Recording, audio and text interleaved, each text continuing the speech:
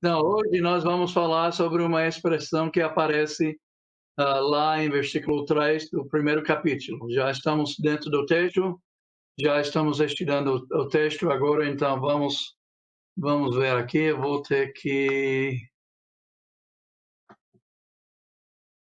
Ok. Então também a gente vai falar, porque é ligado, eu vou mostrar como é ligado. Vamos falar sobre a armadura do cristão, que na verdade aparece em capítulo 6. Então a gente vai pular de capítulo 1 para capítulo 6. Na verdade, a gente vai pegar alguns versículos de capítulo 2, de capítulo 3 e de capítulo 6 para falar sobre também as regiões celestiais e terminando lá com a armadura de Cristo em capítulo 6. E também a gente vai voltar então para capítulo 1 e a gente vai falar sobre o poder do cristão, que também é também ligado com as regiões celestiais. Eu vou mostrar exatamente como essa ligação é feita. Então, no primeiro lugar, vamos olhar para as regiões celestiais. Vamos olhar para as regiões celestiais. Vamos olhar para essa expressão, então. Eu espero que nós estamos vendo as regiões celestiais. Quando você entende o que Paulo queria dizer com isso, então você vai entender a minha colocação agora. Espero que todos nós estamos realmente vendo as regiões celestiais e o que está lá dentro. Então, aparece, como eu disse logo no início, vamos ler o versículo 1 novamente.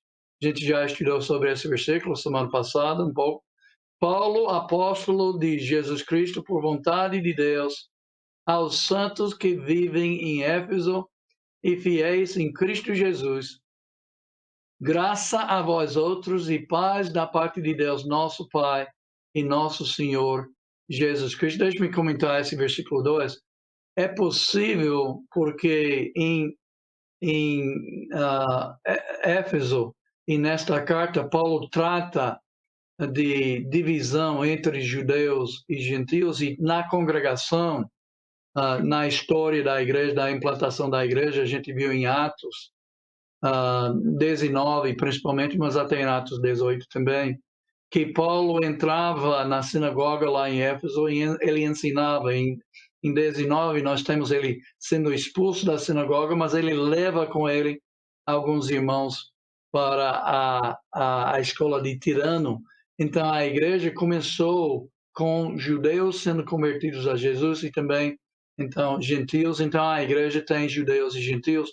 Talvez essa graça a vós outros, ele está se referindo mais aos gentios, outros, e paz da parte de Deus, nosso Senhor. Então, shalom. Alguém estava me perguntando recentemente o que quer dizer shalom. Então, para os judeus, esse paz era a saudação que eles usavam, que queria dizer prosperidade, que queria dizer paz, que queria dizer um bom dia, boa tarde, boa noite, né? Como eu faço boa noite, bom dia, boa tarde do Senhor. Então, como eu dei as boas, bom dia do Senhor para vocês hoje, eu creio, né?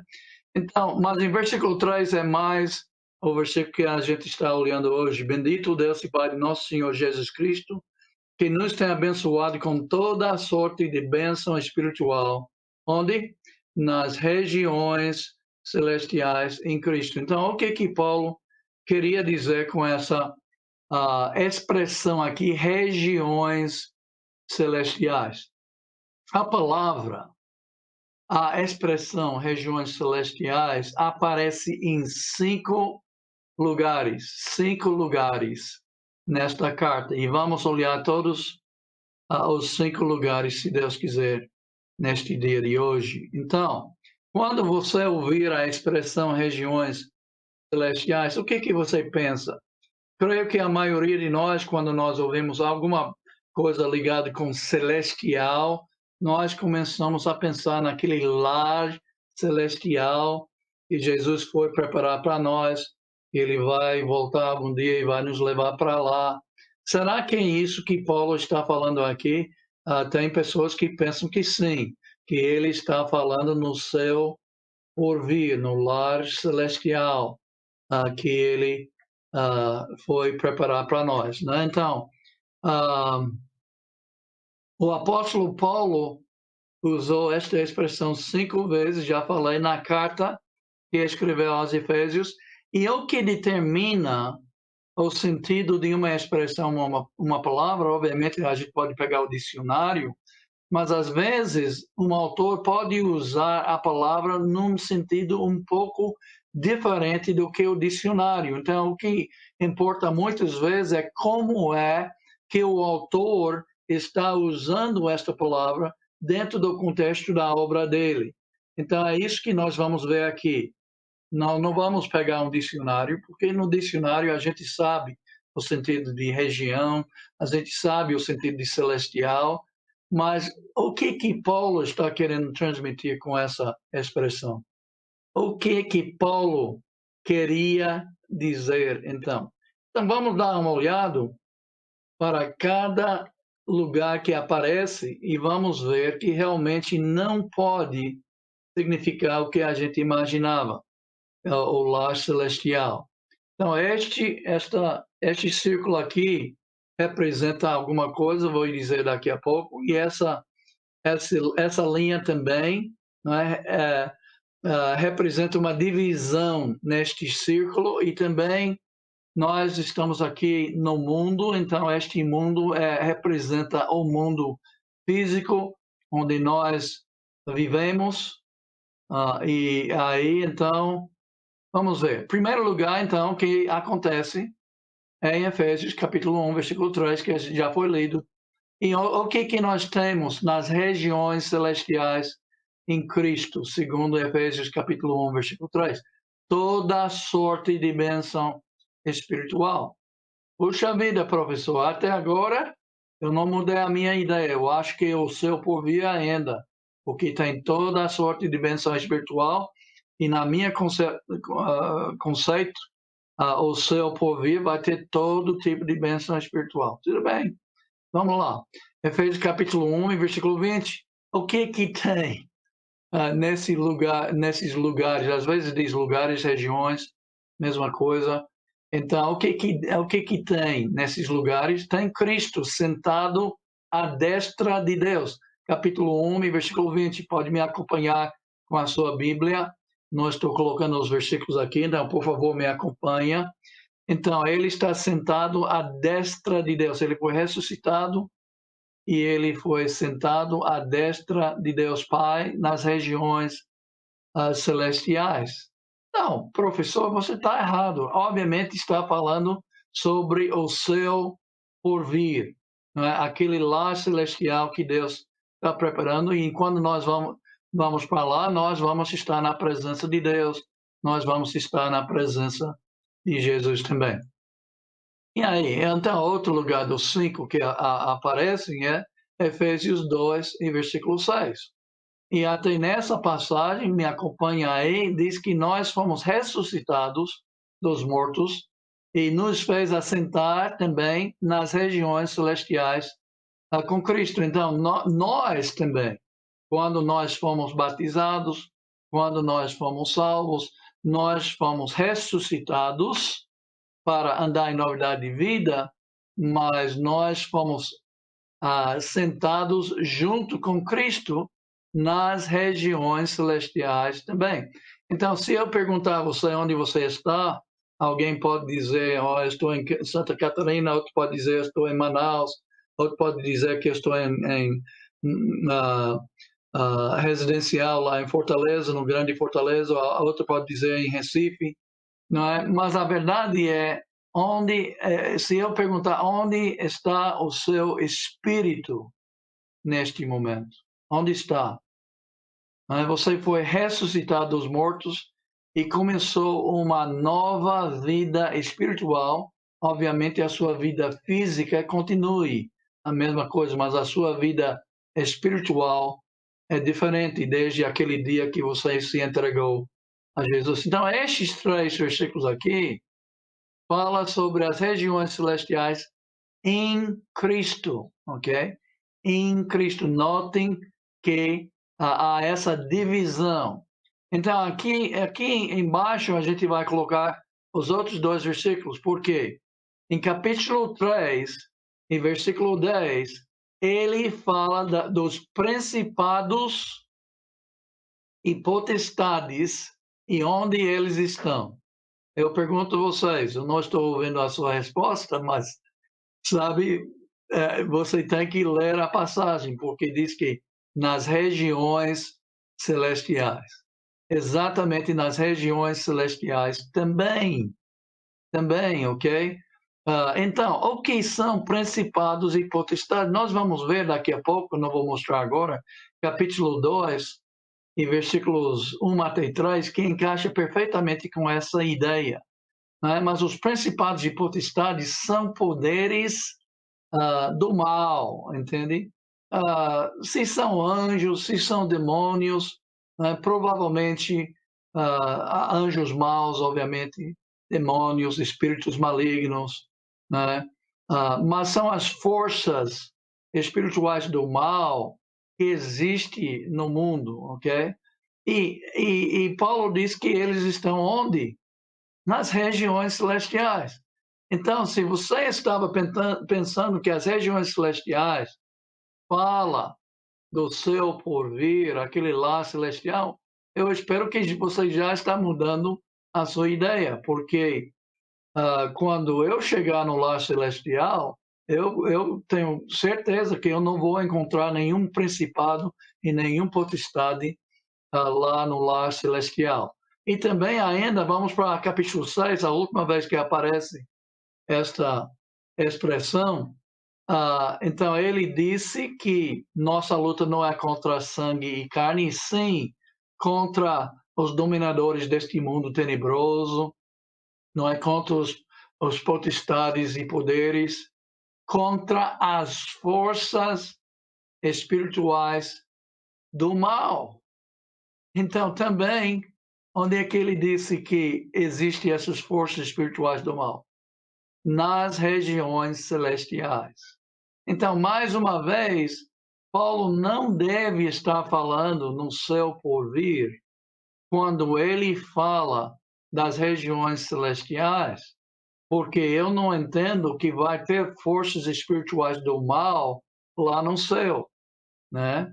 Eu entendo que todas essas forças espirituais do mal já vão ter recebido o seu castigo quando nós vamos para o céu e passar a eternidade com nosso Deus. Então, nesse caso, as regiões celestiais são as regiões que não estão em Cristo, né?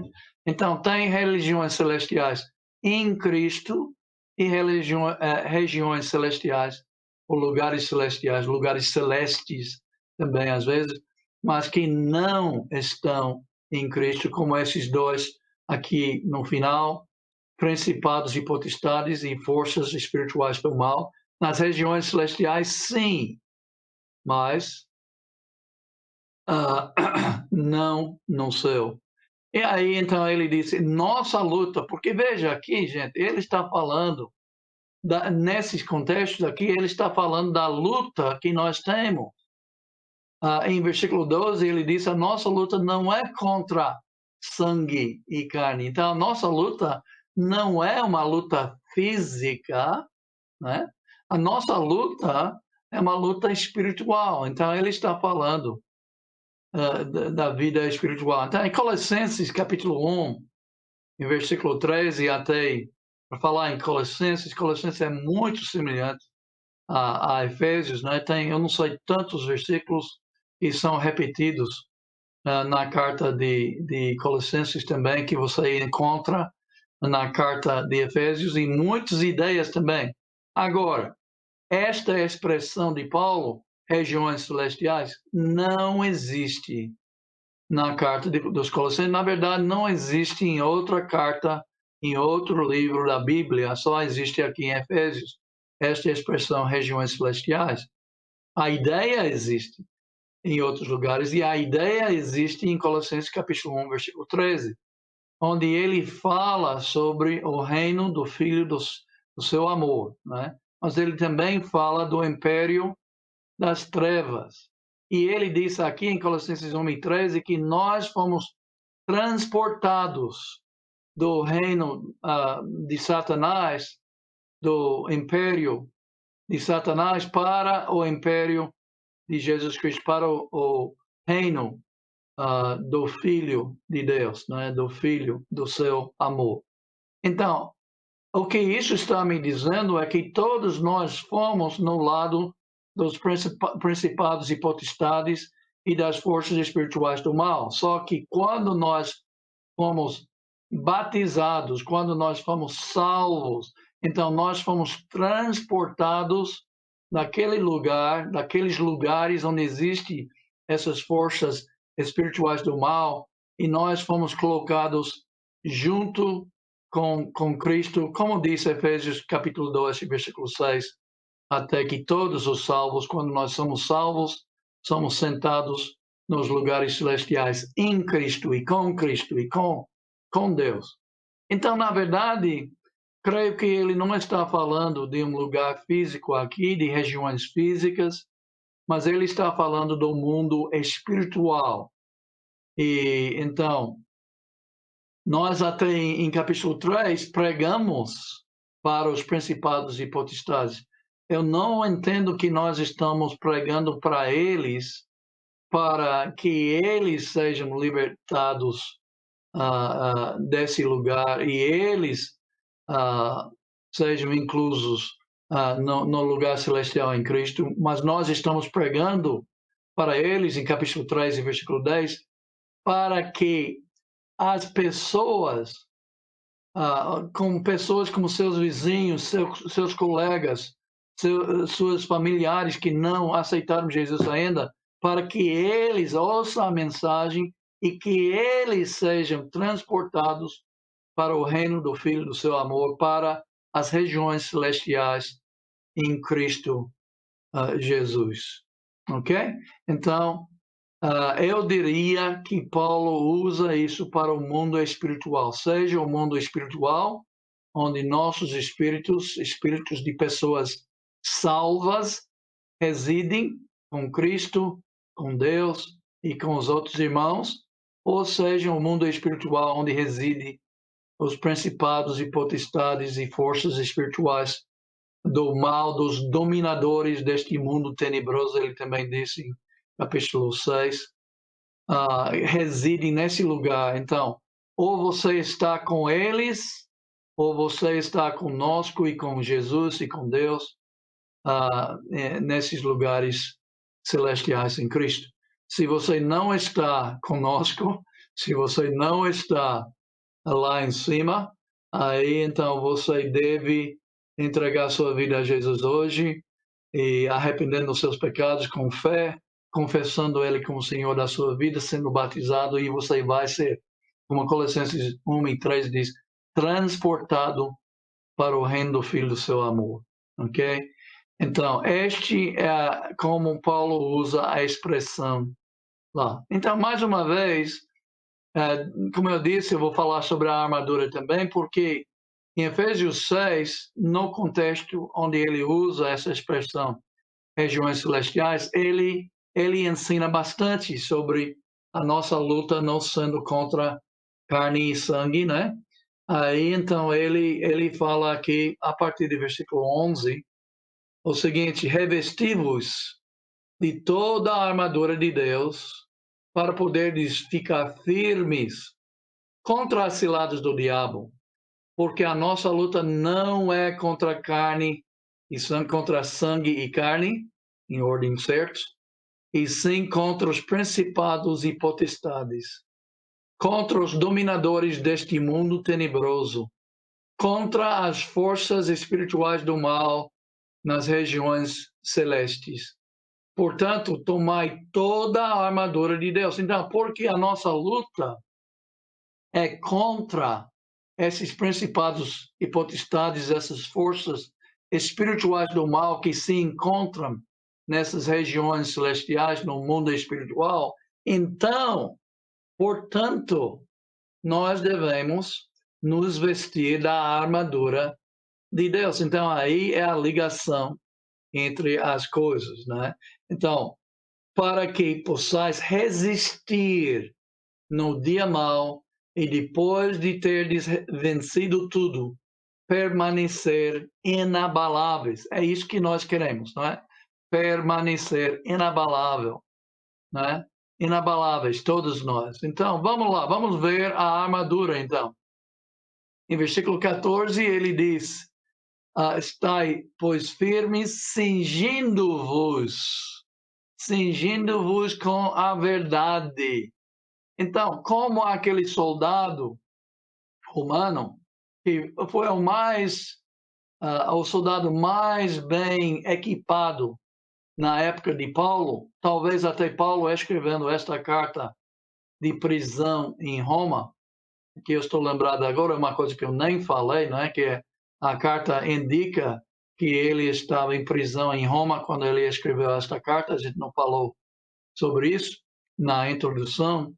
Na verdade, eu pulei muitas coisas, mas essa eu não devia ter pulado, eu acho. Mas, então, ele talvez está na presença dele um soldado romano vestido exatamente assim, guardando ele. Não é? Ele está na sua casa própria, segundo o final de Atos, mas ele está na prisão, com sua casa alugada, então prisão domiciliar, né? Eu creio que é chamado isso aqui no Brasil, mas deve ter um guarda lá também para ele não fugir. Aí então, talvez ele está olhando para esse soldado romano e ele está pensando, puxa, seria tão bom se o cristão fosse tão vestido assim também em nossa luta contra as forças espirituais do mal e, obviamente, inspirado pelo Espírito Santo. Então, ele pega nesse exemplo e ele, então, comenta. A outra coisa aqui, a última parte do versículo 14, vestindo-vos da couraça da justiça. Então, aquele soldado usava couraça, né, para proteger ele também. E nós também, como cristãos, precisamos nos revestir dessa couraça. Eu vou mostrar daqui a pouco por quê. Calçai-vos os pés com a preparação do evangelho. Então, ele vai, couraça da justiça, ele vai para calçar os pés com a preparação do evangelho da paz. Então, os pés também o soldado tem que colocar as botas. Eu espero que são melhores do que essas, mas o soldado tem que usar botas, ele tem que estar pronto para qualquer tipo de topografia, né? Para subir, para descer. Aí, então, ele bota as botas. Então, nós cristãos também, nós temos que ter os nossos pés preparados. Nós vamos andando bastante, pregando o evangelho, e os nossos pés precisam estar prontos para estas viagens. E também embraçando sempre o escudo da fé. Então, o soldado tem um escudo, o escudo da fé. Então, e nós, como cristãos, devemos ter o escudo da fé, com o qual podereis apagar todos os dardos inflamados do maligno. Né? Que coisa boa. Precisamos esse escudo da fé também. Os pés calçados com o evangelho da paz e na mão o escudo da fé. Também mais duas coisas aqui. Tomai também o capacete da salvação. Capacete da salvação. Esse capacete que o soldado romano usava, mas aqui ele está falando para nós, capacete da salvação. O cristão deve proteger também a sua cabeça, né? Devemos ter armadura em todo lugar, na verdade. E ele termina, então, e a espada do Espírito, que é a palavra de Deus. A espada do Espírito, né? Então, aqui está a espada que nós devemos ter, mas é a nossa Bíblia, não é a palavra de Deus. É a mensagem. É o que é mais cortante do que a faca de dois gumes, disse o autor de Hebreus, né? Nesse espada nós devemos ter em nossas mãos o tempo todo. De todos eles, é o único que é mais ofensiva, quer dizer que é mais usado para atacar. Os outros são mais usados para defender, né? Mas esse é usado também para atacar. Aí, então, mas o que quer dizer essas coisas? Então, vamos ver um resumo aqui. Mais uma vez, eu vou lhe dizer o que eu penso sobre esse soldado romano aí, né? Bem equipado, bem protegido, e o que significa cada coisa. Então, nós temos o cinto, nós temos a couraça, nós temos o capacete, não está na mesma ordem, né? Temos as botas, né? Calçando os pés, né? E nós temos o escudo, né? Ok, então, veja. E temos a espada também. Aí, e ele tem, nessa arte aí, ele tem todos esses elementos. Mas veja, o que eles representam? Representam a verdade, representa a justiça, representa o evangelho, representa a fé, representa a salvação e, finalmente, representa a palavra de Deus, a nossa Bíblia. O que isso quer dizer? Como é que eu vou colocar a salvação na minha cabeça? Como é que eu vou colocar o evangelho da paz nos meus pés? Como é que eu vou segurar, né, a fé? Como é que eu vou colocar a verdade, a justiça? Como é que eu vou ter essa espada na minha mão? Eu creio que todos estes relacionam com a palavra de Deus. É por isso que tantas vezes a Bíblia nos lembra que nós temos que permanecer na doutrina, permanecer na palavra de Cristo, né? Desde o início da igreja, eles permaneceram na doutrina dos apóstolos. Jesus também falou durante seu ministério: se você quer ser meu discípulo mesmo, você tem que permanecer no meu ensinamento. Então, para entender que você está salvo, você tem que estar dentro da palavra de Deus e tem que saber o que Deus fala mesmo na palavra dele sobre a salvação, e você tem que se entregar a este ensinamento de Deus sobre a salvação para ser salvo. Mesma coisa de justiça. Como é que você vai saber a diferença entre o certo e o errado? Entre o que é justo e o que é injusto?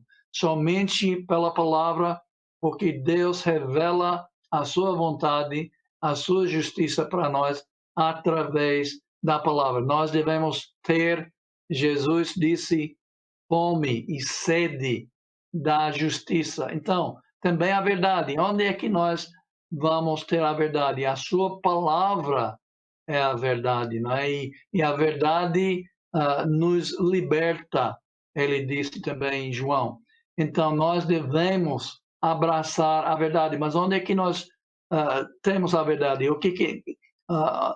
Como é que nós vamos conhecer a verdade? Então, através da Bíblia, quando se trata da verdade espiritual que nós precisamos. A fé, vocês sabem que a fé vem pela pregação da palavra, mais uma vez. Então, há uma ligação novamente com a palavra e o evangelho. Como é que nós sabemos o que é contido no evangelho de Jesus Cristo, as boas novas de Jesus Cristo? Somente através da Bíblia novamente. E finalmente, então, aquela espada também é a palavra, né? A espada que é a palavra. Então, nós sabemos que vem através da nossa Bíblia também. Então, enfim, a Bíblia nos protege, e a Bíblia, quando nós estamos ensinando, é a nossa espada para cortar até o coração de algumas pessoas, e eles então compungidos de coração, então vão querer saber o que eles precisam fazer para ser salvos, e nós vamos evangelizá-los, então, com este evangelho que também se encontra na palavra de Deus. Então, creio que todos estes estão falando da necessidade de nós nos proteger estando dentro da palavra de Deus, e também divulgar a palavra de Deus com essa espada. este evangelho que nós sabemos, que nós temos nos pés para nos levar para longe pregando esta palavra. Então, vamos permanecer na doutrina dos apóstolos, vamos ficar firmes na palavra de Cristo. E lá nós vamos ficar protegidos contra os investidos de Satanás e a sua turma aí, contra essas forças espirituais do mal, e também nós vamos estar prontos para cumprir a nossa missão, que também é pregar o evangelho a toda criatura e ver eles sendo transportados do mundo de Satanás, do mundo espiritual de Satanás, às regiões celestiais, onde os potestades e poderes se encontram, e ser transportados para o reino do seu amor. Esta é a nossa missão também. Ok? Então, veja, alguns gráficos, mais alguns gráficos aqui. Minha apresentação hoje está cheia de gráficos, né? Então, aqui você tem um cristão, ele está bem vestido, ele tem capacete, tem espada, tem o cinto, tem escudo, tem a couraça e tem os pés calçados também.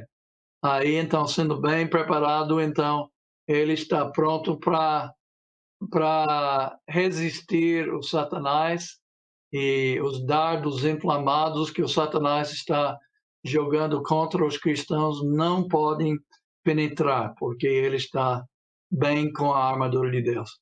Então, mais uma vez, Efésios 6 e 11, revestivos de toda a armadura de Deus, para poderes ficar firmes contra as ciladas do diabo. E também, em versículo 16, embraçando sempre o escudo da fé, com o qual podereis apagar todos os dardos inflamados do maligno. Ok, vamos ficar preparados, irmãos, para essa luta que está acontecendo nas regiões celestiais. Não acontece aqui. Nossa luta não é contra sangue e carne. Não acontece. Eu sei que alguns resultados a gente pode ver aqui. Eu sei que a nossa missão é aqui e lá também. Quer dizer, a gente fala aqui fisicamente com as nossas línguas para pessoas físicas. A gente fala, mas o que está acontecendo não é muito visível aqui, é o que está acontecendo lá no mundo espiritual. E encaixa perfeitamente bem com as ideias apresentadas em capítulo 2. Deixe-me falar isso rapidamente. Vou olhar o relógio aqui para ver se eu posso terminar os meus pensamentos que eu preparei hoje. Pode continuar. Se eu vou dizer ok. Obrigado, Valizan. Se eu posso continuar.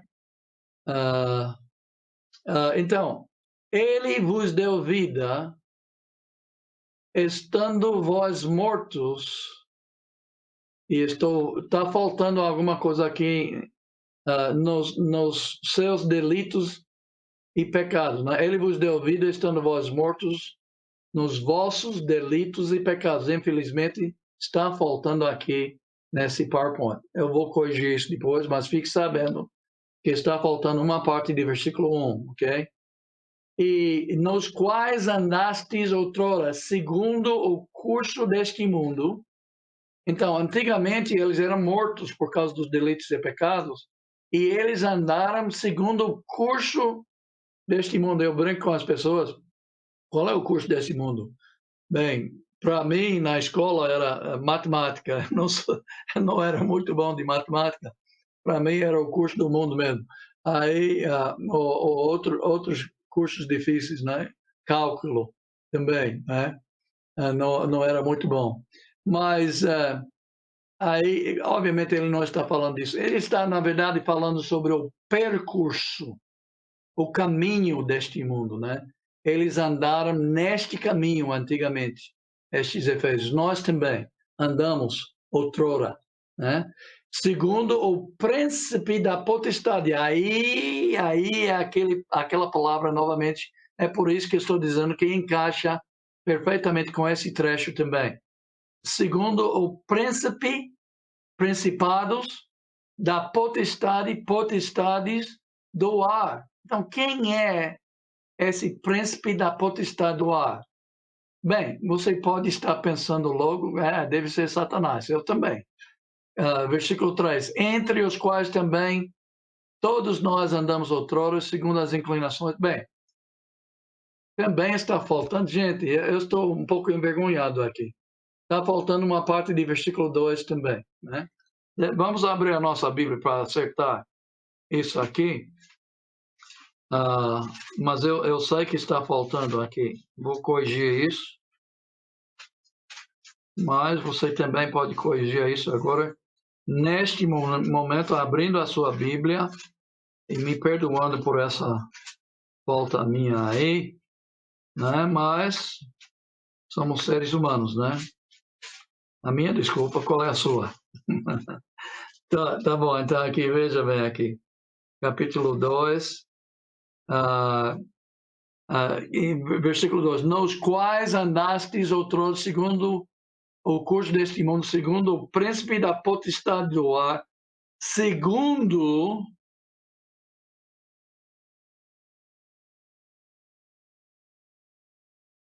o espírito que agora atua nos filhos da desobediência. Essa é a parte que está faltando em versículo 2. O do espírito que agora atua nos filhos da desobediência. Então, veja bem, ele está falando de quem? Eu vou mostrar daqui a pouco. Então, deixe-me ler versículo 3 de novo. Então, entre os quais também todos nós andamos outrora, segundo as inclinações da nossa carne. Uma coisa interessante aqui é que Paulo inclui ele mesmo. Ele vai de vós para nós. Ele vai de vocês, falando com eles, para nós. Provavelmente, não vou entrar nisso agora, mas provavelmente ele está falando sobre os gentios, que seria eles, vocês, né, lá na igreja em Éfeso, e nós, judeus também, ele inclui. Mas os dois estão no mesmo barco.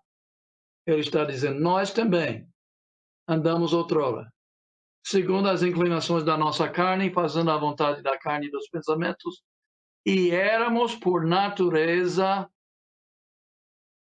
Oh, meu Deus. Falta mais alguma coisa. Falta mais alguma coisa. Éramos por natureza filhos da ira, como também os demais. Então, essa expressão, filhos da ira, está faltando aqui também. Vou ter que fazer esse slide todo, né? Mas vamos lá, dá para explicar. Vocês sabem, vocês estão com sua Bíblia aberta, então vocês estão me acompanhando, estão entendendo. Então, mortos, em primeiro lugar, em versículo 1, por quê? Por causa dos delitos e pecados. Aí está. Não está no versículo lá em cima, mas aqui embaixo tá. Eu acho que foi por isso. Eu puxei para baixo. Ok? E quem é o príncipe da potestade do ar? Isso é muito importante. Então, a gente estava seguindo, mesmo as pessoas que não entendem, as pessoas no mundo estão seguindo o príncipe da potestade do ar. Eles podem negar isso, podem de jeito nenhum. Você é seguidor de Jesus? Não, também não. Então, se você não é seguidor de Jesus, você está seguindo o príncipe da potestade do ar. Então, quem é? O espírito que agora atua nos filhos da desobediência. Ele é, esse príncipe da potestade do ar, é o espírito que atua nos filhos da desobediência. Agora, uma pergunta. Quem é o espírito que atua nos filhos da obediência? Sim, você acertou. O Espírito Santo. Então, quem é o espírito que atua nos filhos da desobediência? Bem, certamente o Satanás não é onipresente como o Espírito Santo de Deus é, mas ele está influenciando com certeza. Ele é um espírito que está influenciando os filhos da desobediência no mundo todo, né? Através de vários mecanismos, né? De mentiras faladas por homens influenciados por eles, né? Aí, então, nós estamos falando aqui de Satanás, mas como eu disse, encaixa nas regiões celestiais, porque em capítulo 3 e versículo 10, disse que nós temos que divulgar a multiforme sabedoria de Deus para os principados e potestades nas regiões celestiais. Então, esses principados e potestades são os poderes de Satanás. E nós nos tornamos o quê? Quando deixamos este príncipe dominar nossas vidas. Versículo 3, no final, e aí está a outra parte que eu deixei de cair fora, né? Filhos da ira, como também os demais. Filhos da ira, então. Isso quer dizer que nós somos merecedores do castigo de Deus. Filhos da ira. Nós vamos ser castigados. Se nós não temos vida, ele veio para nos dar vida, estando nós mortos nos nossos delitos e pecados, seguindo Satanás, seguindo as inclinações da nossa carne, fazendo a vontade da nossa carne, fazendo a vontade dos nossos pensamentos. Mas por isso nós fomos filhos da ira, merecedores do castigo de Deus. Mas com a vida que ele veio nos dar, nós vamos escapar toda essa cena aqui que Paulo pintou nesses primeiros 3 versículos, né? Graças a Deus.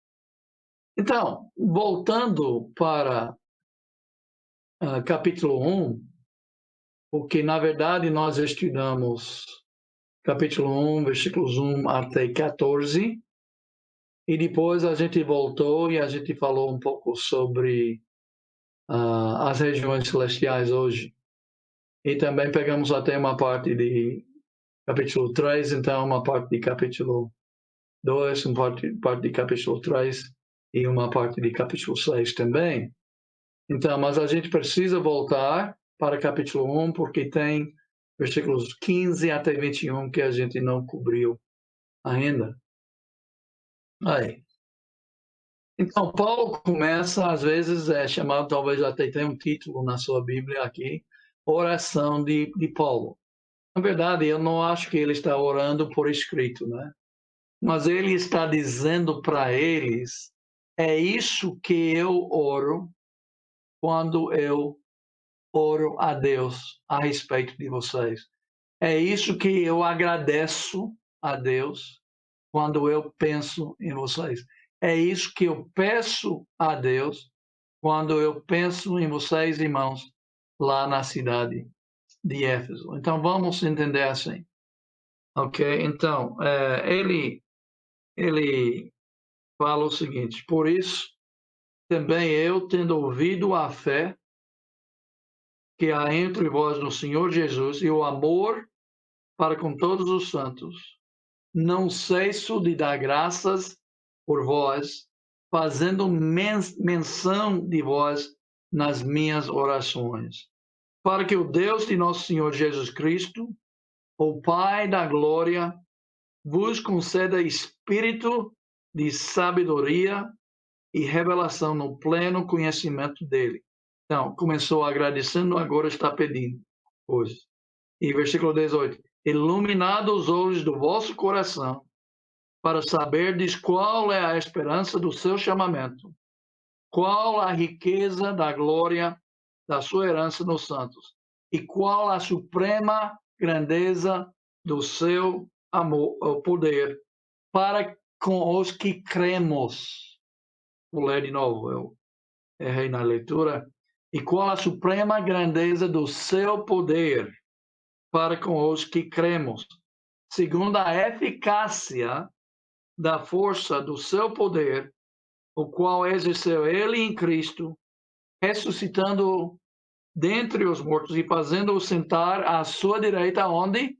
Nos lugares celestiais, acima de todo principado e potestade. Aí são essas palavras, novamente, potestades, principados, poder e domínio, caso alguém pensa que escapou, mas Jesus está acima de tudo isso e de todo nome que se possa referir não só no presente século, não só no século I, né? Mas também hoje, mas também no vindouro.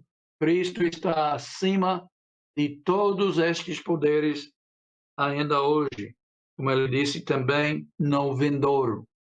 E pôs todas as coisas debaixo dos pés e para ser cabeça sobre todas as coisas, o deu à igreja, o qual é o seu corpo, a plenitude daquele que a tudo enche em todas as coisas. Então, ele fala aqui também sobre o corpo, ele fala sobre a igreja, ele fala que Cristo é o cabeça da igreja, a gente sabia disso, não é? Que ele é o cabeça do corpo. Muitas vezes, a gente usa este versículo para ensinar para pessoas que Cristo é a autoridade máxima na igreja, e certamente este versículo ensina isso, mas no contexto ele está ensinando outra coisa. Aqui ele está ensinando sobre o poder que nós todos temos, que cremos. Ele falou lá em versículo 19, qual a suprema grandeza do seu poder, né, para com os que cremos. Então, qual é o poder que nós temos? Eu estou olhando o relógio e eu sei quanto eu tenho a mais para falar desse assunto. Então, estou querendo encerrar aqui, ok? Mas vamos, então, como eu falei logo no início, vou voltar aqui, todos esses slides para a gente ver. E o que eu falei logo no início, ok? Então, falei que ia falar de regiões celestiais, falamos. Falei que a gente ia falar de armadura do cristão, falamos. Falei que ia falar do poder do cristão e começamos. Mas não vai dar para terminar. E também eu diria que tem ligação com a armadura do cristão e tem ligação também com as regiões celestiais. Na verdade, há uma unidade do início até o fim do livro de Efésios. E este assunto aqui, da nossa luta espiritual, é um dos temas principais, né? A gente, às vezes, quer saber qual é o contexto teológico. Então, certamente, essas regiões celestiais fazem parte do contexto teológico da carta aos Efésios. Tem outro contexto também muito importante, e eu vou falar sobre isso, se Deus quiser, em outra aula. Mas agora, lembrando que vamos falar sobre o poder do cristão e outros assuntos, então, na quarta-feira, se Deus quiser.